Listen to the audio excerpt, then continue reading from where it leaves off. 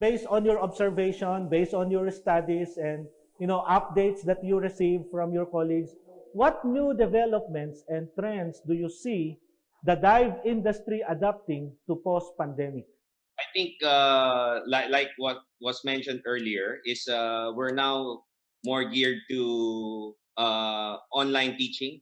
So we recommend to minimize the contact time to do all the academic part of the program either online or through platforms similar as what we're using now to do Zoom calls, meetings online, and then just minimize the contact time to the water activities. And also probably smaller ratios for classes and dive tours, which would actually be beneficial because the quality of service and enjoyment would be greater if there's only a few people being handled by dive professionals. Plus, I think because of the pandemic, most dive centers and dive professionals now are more safety conscious. So it made diving safer, and plus, of course, we have been in lockdown for several months. So even ourselves were excited to be back in the water. So you would feel our enthusiasm when you meet all the dive professionals. Yeah. We are watching these developments really, really closely, right? And we see already the domestic market is coming in earlier than anything else, right?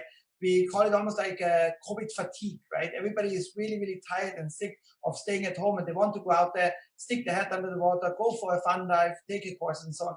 So the domestic market we see already since the end of November coming back quite nicely in the Philippines, right?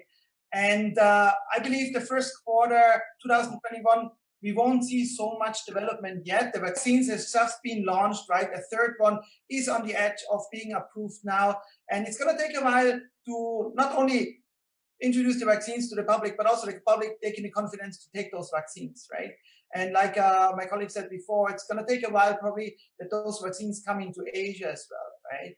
So the first quarter 2021, we won't see so much international traveling happening. Then second quarter, I truly believe that we will see a nice and steady growth of international tourism. Some markets will come back earlier than others.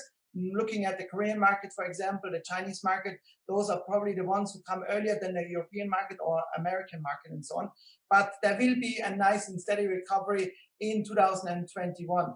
And again, like my colleague just explained, that's not in our control. But what is in our control is focus on what we can do, right? Keep a positive mind and keep that positive attitude, right? That willingness, hey, yes, let's go for it, right? Yes, let's adapt to those new circumstances. Yes, those are rules in place now for the moment, right? Let's adapt it. Let's not fight it, right? Let's work together and let's get on with life, basically.